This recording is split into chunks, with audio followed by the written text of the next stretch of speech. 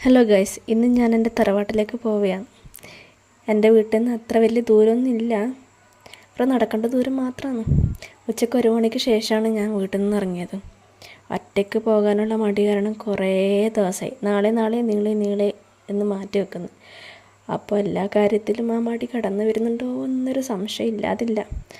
അതെല്ലാം പോട്ടെ. ഇതാണ് നമ്മളെ കാവ് കേട്ടോ. പണ്ട് ഈ കാവിൻ്റെ അകത്തുകൂടിയാണ് ഞാനിപ്പോൾ പോകുന്ന സ്ഥലത്തേക്ക് പോകാറ്. അന്ന് ഇവിടെ മൊത്തം വലിയ ഫോറസ്റ്റ് പോലെയാണെന്നാണ് അമ്മയെല്ലാം പറയൽ. നമ്മളെല്ലാം കാണാത്ത കാലമല്ലേ, കണ്ടവർ പറയുന്നത് നമുക്ക് വിശ്വസിക്കാണ്ട് നിൽക്കാൻ കഴിയില്ലല്ലോ. ഇനി വലിയ ഇറക്കമാണ്, അങ്ങ് താലോട്ട് വരെ ഇറക്കും ആയതുകൊണ്ട് നല്ല പോലെ ഇറങ്ങിപ്പോകാം. എന്നാൽ തിരിച്ച് വീട്ടിലേക്ക് എത്തണമെങ്കിൽ ഈ വലിയ കയറ്റം കയറണം. അതാണ് ഇങ്ങോട്ടേക്ക് ഇറങ്ങാനുള്ള ഏറ്റവും വലിയ മടി.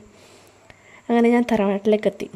പണ്ടെല്ലാം തറവാട്ടിലേക്ക് പോകാൻ മടിയുള്ള എനിക്ക് ഇപ്പോൾ അവിടേക്ക് എത്താനുള്ള മെയിൻ റീസൺ ഇവൻ തന്നെയാണ് കേട്ടോ, എൻ്റെ കുഞ്ഞൂസ്. ഈ കറക്കം കണ്ട് കുഞ്ഞൂസ് വരെ പേടിച്ചിട്ടാണ് ഇരിക്കുന്നത്.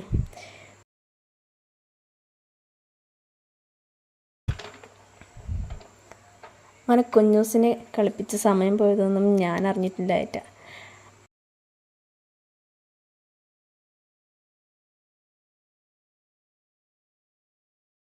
സമയം ഒരു 5:30-6 മണിയെല്ലാം ആകുമ്പോഴത്തേക്ക് തന്നെ കുഞ്ഞൂസിൻ്റെ അച്ഛൻ, അതായത് എൻ്റെ ഏട്ടൻ എത്തിയിട്ടുണ്ടായിന്.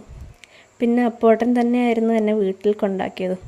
വീട്ടിലേക്ക് പോകുന്ന സമയത്ത് തന്നെ നല്ലൊരു മഴ വന്നിരുന്നു. മഴ പോകാൻ കാത്തിരുന്നാൽ ഇന്ന് വീട്ടിലെത്തൂല എന്ന് മനസ്സിലാക്കിയ നമ്മൾ ആ മഴയിൽ തന്നെ വീട്ടിലേക്ക് പോകാൻ തീരുമാനിച്ചു. അങ്ങനെ റെയിൻകോട്ടും ഇട്ടിട്ട് മേലേക്ക് നടന്നു. ഈ ഒരു നടത്തം കാണുമ്പോൾ കിളിച്ചുണ്ട മാമ്പഴം സിനിമയിലെ ജഗതിയെ കുറച്ച് നേരം ഞാൻ ഓർമ്മിച്ചു.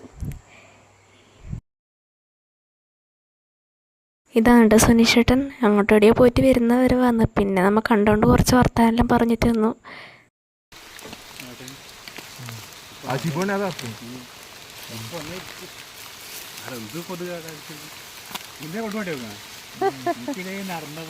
എന്തായാലും ഏട്ടൻ മീത്തിലോട്ടേക്ക് പോകുന്നുണ്ടല്ലോ.